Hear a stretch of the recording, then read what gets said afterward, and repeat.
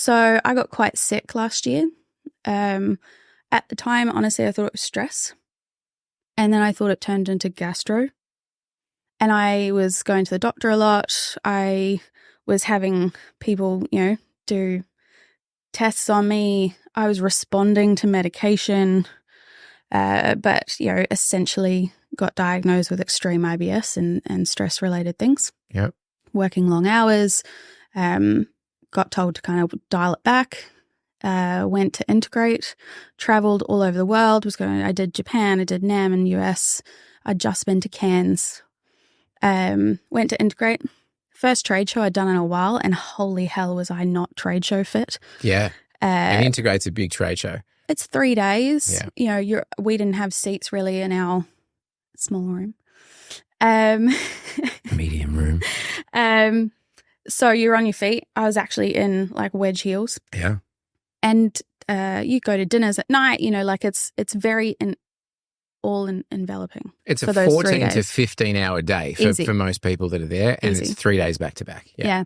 So end of day 2, I messaged my other half and went, feet are really swollen.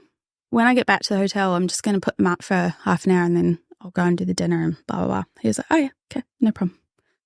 That's a bit weird for you, but okay, it's trade show, first trade show for a while. Yeah.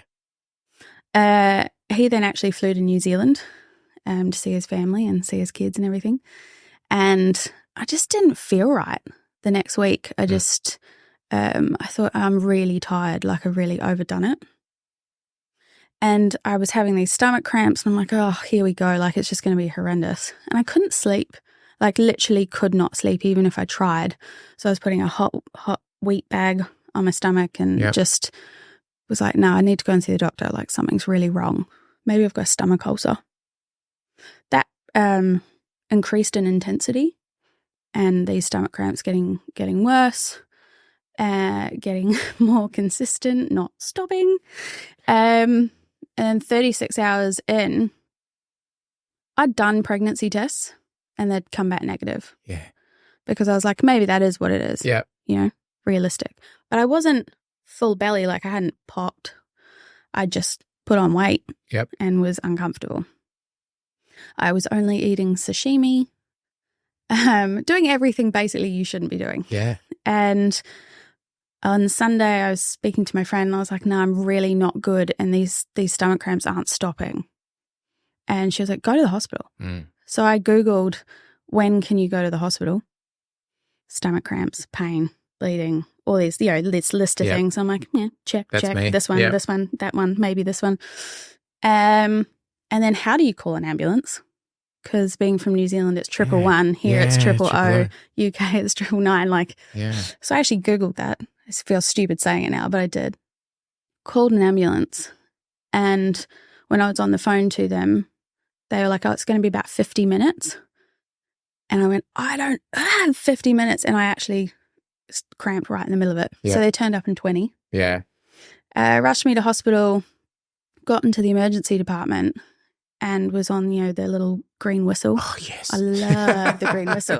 That was amazing. It's a bonus for anyone that ends up in a situation like that, yeah. And the ED doctor came over and she went, look, I'm just going to scan your stomach because something's not right. Maybe it's an ulcer, burst, whatever.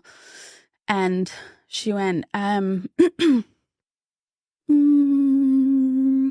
I was like, what? Holy shit, it's cancer. Like, I'm in big trouble here. Yeah.